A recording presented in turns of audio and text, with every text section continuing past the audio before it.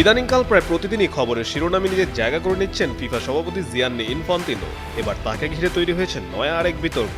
অভিযোগ উঠেছে উয়েফার মহাসচিব থাকাকালে এক নারী কর্মীর সঙ্গে তার সম্পর্ক ছিল। পরে ওই কর্মীকে 6 অঙ্কের অর্থ দেওয়ার পাশাপাশি এমবিএ পড়ার খরচ দিয়ে উয়েফা থেকে বিদায় করা হয়। দি টেলিগ্রাফের প্রতিবেদনে বলা হয়, ওই নারী কর্মী ইনফান্তিনোর সঙ্গে সম্পর্ক জড়ানোর সময় একটি ব্যবস্থাপনা পদে পদোন্নতিও পান। বিষয়টি নিয়ে উয়েফার তৎকালীন সভাপতি মিশেল প্লাতিনিও ইনফান্তিনোকে প্রশ্ন করেছিলেন বলে দাবি করা হয়েছে। এরপরই ওই নারী কর্মী বড় অঙ্কের অর্থ নিয়ে সংস্থা ছেড়ে চলে যান। নন ইনভার্টার এসির দামে ঘরে আনুন বিদ্যুৎ সাশ্রয়ী ইনভার্টার এসি।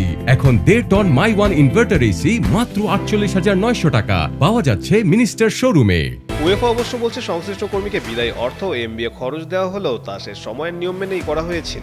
2016 সাল থেকে এ ধরনের বিষয়ে নিয়ম আরও কঠোর করা হয়েছে। তবে ইনফান্তিনো এইসব অভিযোগ দৃঢ়ভাবে অস্বীকার করেছেন। ফিফার পক্ষ থেকে বলা হয়েছে, তার বিরুদ্ধে কখনো কোনো কর্মী অনুচিত আচরণের অভিযোগ করেনি এবং এমন কোনো ঘটনাও ঘটেনি। এমনিতেই চাপের মধ্যে রয়েছেন ইনফান্তিনো। বিশ্বকাপে অংশীদারিত্ব বিক্রির গোপন পরিকল্পনা নিয়ে সমালোচনার পাশাপাশি তাকে ক্ষমতা থেকে সরানোর উদ্যোগে তার সাবেক প্রতিষ্ঠান উয়েফাই নেতৃত্ব দিচ্ছে বলে প্রতিবেদনে দাবি করা হয়েছে। অভিযোগ উঠেছে, পাল্টা এসেছে জোরালো অস্বীকারও। এখন প্রশ্ন একটাই, ইনফান্তিনোকে ঘিরে ওঠা বিতর্ক কি শুধুই অভিযোগে থেমে যাবে, নাকি সামনে আসবে আরও নতুন কোনো তথ্য?